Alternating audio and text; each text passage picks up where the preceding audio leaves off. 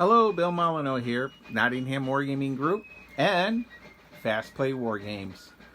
Well, we're doing a brother against brother miniature war game in 54mm scale.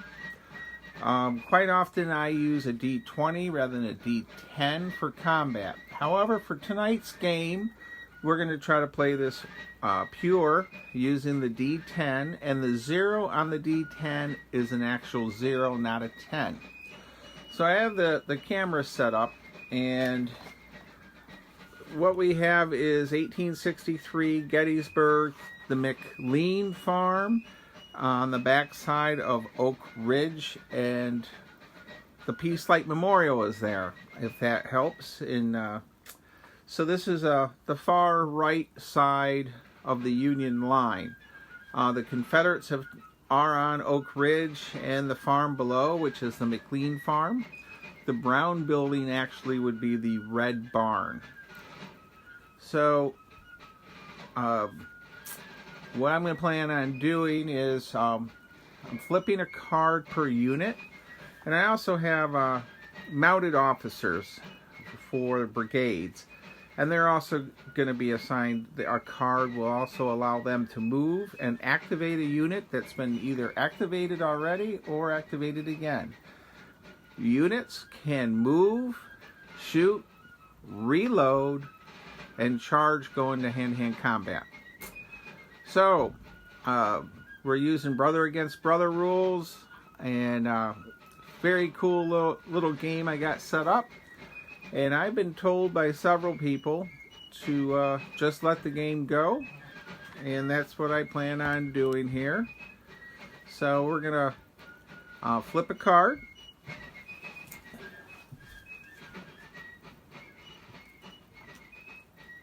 And the first card actually is a black card, which is a Union unit of some type. And I did not label these per unit, so there's actually the right amount of cards per units. So we're going to activate a unit.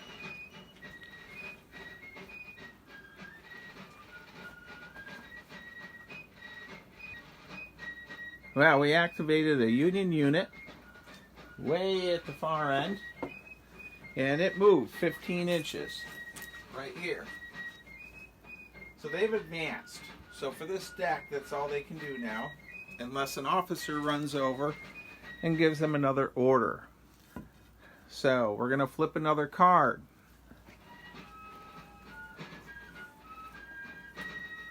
And the card is a red card. Red cards represent the Confederacy. By the way, all the units are rolling 2d10 with the 0 being a 0. The officers that are mounted are rolling 3d10. So they could move and give an order to a unit. So I'm going to activate a Confederate unit, and I'm going to just go ahead and we're going to activate the Confederate unit over by the farmhouse. And I got my trusty chart here. I have rifled muskets, rifled musket at close range of 0 to 20. So we're going to go through and do a firing sequence.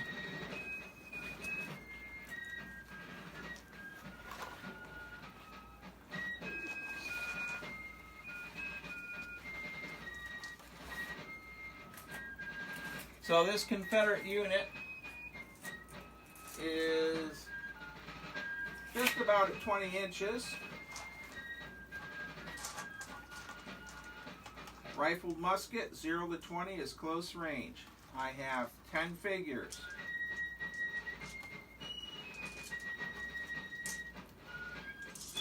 So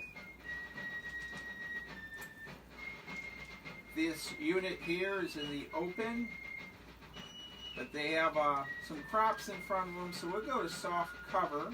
They're at close range, and they're on the Confederates here are on a stone wall for a rested weapon. So they need a 0, 1, 2, or a 3. There's one hit, and one hit is it. So We lost our first Yankee, a red pipe cleaner, representing having to do a morale check. So our Confederate unit has fired. And for tonight's game, I think I'll leave the dead on the table. You see how bad it gets out here. But in this rule system, when a unit fires, it has to reload. So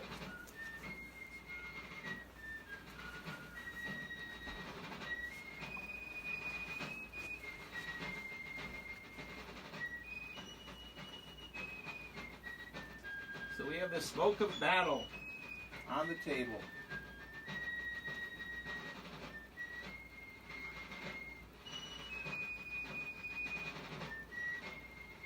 And a white pipe cleaner to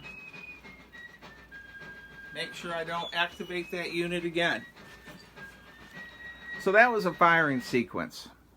Now we're at 6 minutes right now, and I'm going to pause it and go ahead and move some units around or flip cards and see where we're at, and I'll come back. Well, I flipped the card. This Confederate battery is, they're gonna go ahead and light up that Yankee unit that moved out there.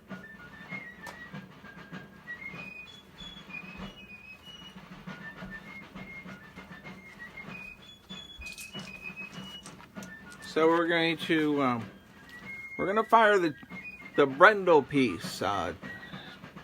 Buddy Jack sent that to me from Arizona, and we're going to now I'm pivoting a little bit, so our battery is going to hit that Yankee unit out there in that field. And we have a mixed battery. We have a 12-pound smoothbore Napoleon, and then we have a 3-inch rifle. And our range is about 41 inches out.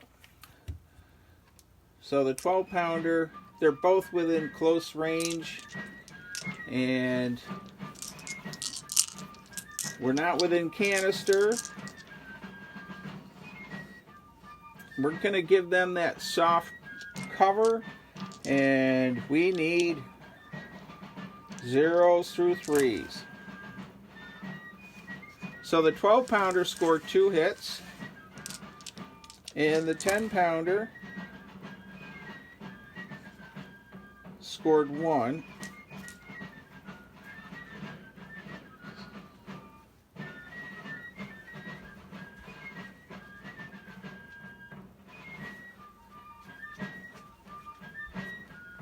So Jack Brendel's 12-pounder really was effective there. Now my BMC plastic gun, not so much. And now we have to remove the casualties.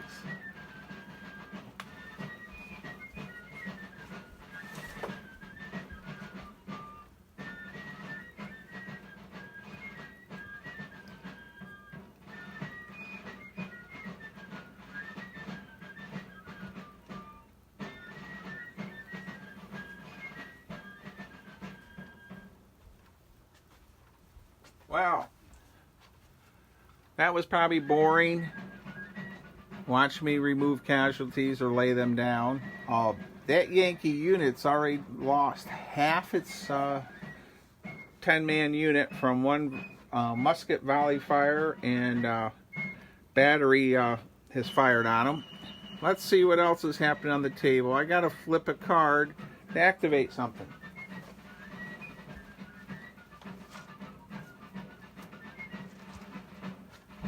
Well, this card, right now, the Confederates seem to have the cards in their favor.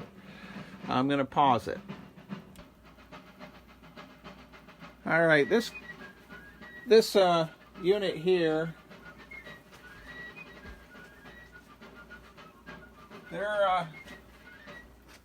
they're going to fire at long range.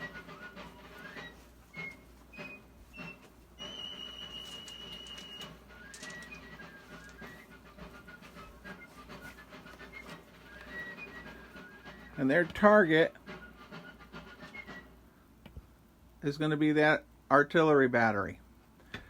So our Confederates there put out the white pipe cleaner to show that they're being activated. And our range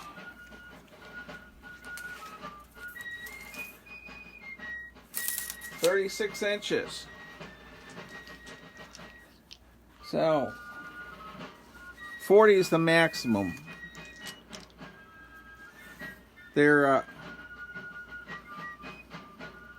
So I got rested weapons. Effective, open, 0, 1, 2, and 3. I'm going to do 2 sets of 5.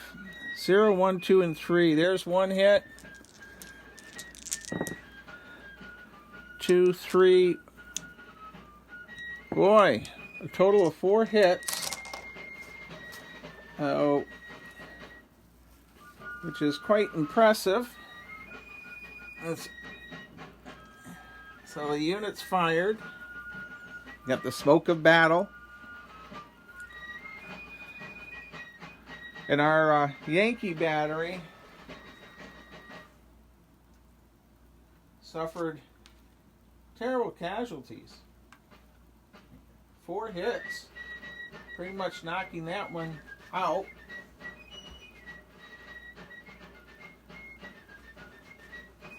And we put the red pipe cleaner there. So I have the red pipe cleaner on that. That battery gun is pretty much done for from that long range volley. Well, let's flip a card. We'll pause it here. Well, the Yankees have got a card up. And, you know, it's... I think we're going to send this elite unit on the road here. Sort of a tough decision. The Yankees have to drive these Confederates back, but when you move, you don't get to shoot. So we're going to we have to move and get up in the firing range. I rolled really good with a 15. So our leader moves to here, and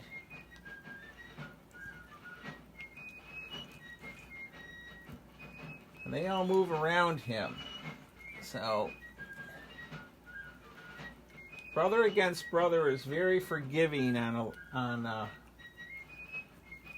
a lot of things, and one of the things is the system is fun, and it's not meant to be a complicated Napoleonic system. So that's where they've advanced to, and they have cover of the stone wall for the most part. They're more than 50% covered. So we've advanced. We're going to pause it here. Alright, I pulled another card up that's black, and I'm going to use our officer's rule. This is sort of something that the Gettysburg area gamers came up with. We were using brother against brother probably 20 years ago. I'm not sure when these were written, but the old wargaming group at Bill Clark's house, this is our mainstay rule system. So this is one of our rules. We're rolling for this officer. 10. He's only getting to go 14 inches. For some reason, he isn't very excited, but he does get within his radius, and we're giving him a pipe cleaner. So that brigade officer is now able to give that unit another order. So we're going to go ahead and have that regiment, which believe it or not, is the 24th Michigan. And we're at close range. Not going to give them rested muskets, however. But we are at close range. 0, 1, 2s, and 3s. There's 3 hits. 4, 5, 6. Devastating volley. Devastating.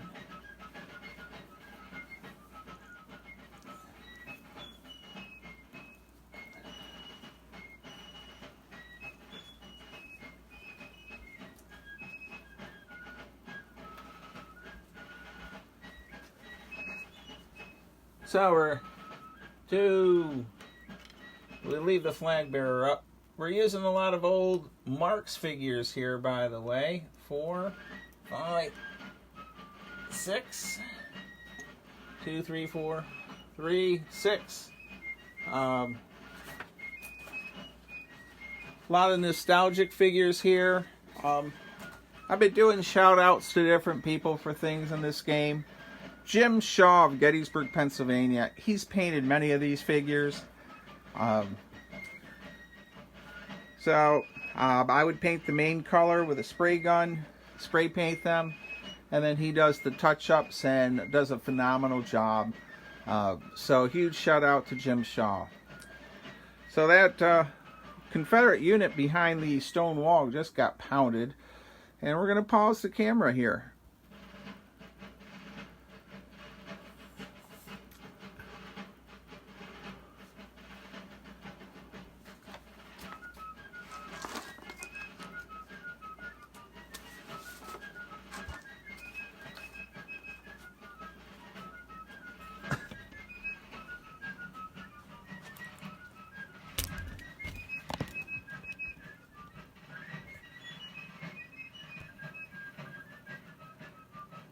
Wow, we've adjusted the camera, and another card came up, and believe it or not, it was a Yankee card again. So I'm not activating the Yankee artillery because they have to do a morale check, and I just don't feel lucky enough to do that. So we'll activate more infantry going forward, and our Zouaves here, we're going to activate one of them. Our movement dice are 8 inches. Rolling 2d10 again. And so we're out here.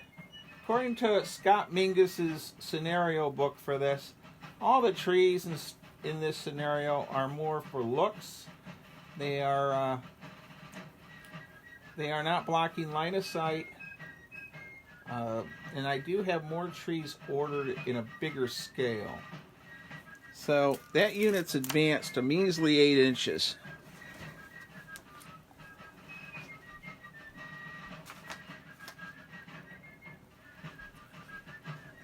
And I put out a white pipe cleaner for our leader, showing that they've been activated. Once everyone is activated, I shuffle the deck up again, and we start all over again. So we're going to pause here. Alright, for playability wise, we're going to do a morale check. I pulled a Confederate card, and this unit that just got clobbered. This unit here, it consists of 4 figures. So there's an optional rule in Brother Against Brother in the back of the book for doing morale checks with D10s. I have 4 figures. I got to roll a 0 through 4. And because they are elite, I get 2 dice and I get to pick one. Now, if they were average, I'd use 1 die. And if these were green militia troops, I'd roll 2 dice but take the highest number. So I get the great chance of using 2, and I rolled double ones. So their morale is awesome. They have no issues. Take away the morale marker.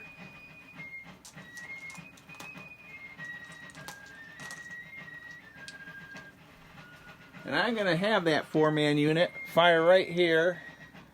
No, they're going to fire right there. And I know I'm close range, so I scored 2 hits.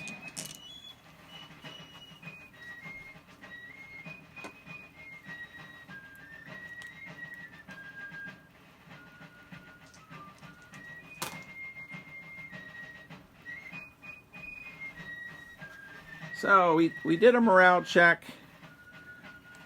Our Confederates here have fired. And I moved our flag bearer over. They need a white pipe cleaner.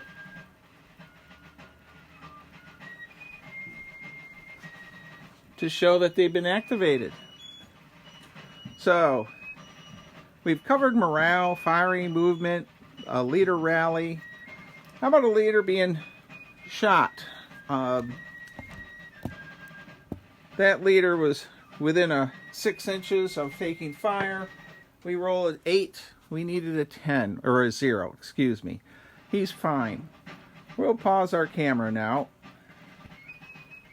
Wow. Okay, I finished turn 1. A lot's happened on the field.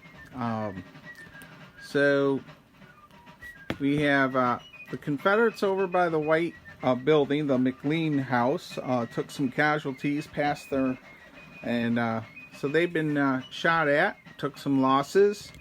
Our leader here gave that unit here another order to fire. The Zouaves moved up. Our other Zouave unit was just chopped up. They were chopped up by the Confederates on the ridge. They actually had range.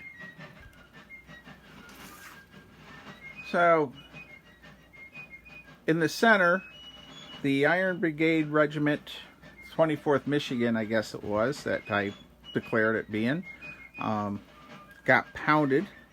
There was only 4 figures left. They broke. The morale is shot. So I guess it'd be the 19th Indiana's coming up the road here. So let's see what happened to the Yankee Artillery Battery. Okay, the Yankee Artillery Battery, I had to activate it sooner or later, and their morale broke. So they took 4 hits on one gun, 1 hit on the other, and they're running back to their limber, and that's where that is. So they're pretty much ineffective. Let's see what the Confederates did on their side. One Confederate unit rolled really good. Got 2 9s. They come down and they lined up on the stone wall. Now they're not able to fire, of course, because you only can do 1 action unless you get a leader that helps. But in the following turn, they will have a flank shot on many of these troops. So, and on our ridge area,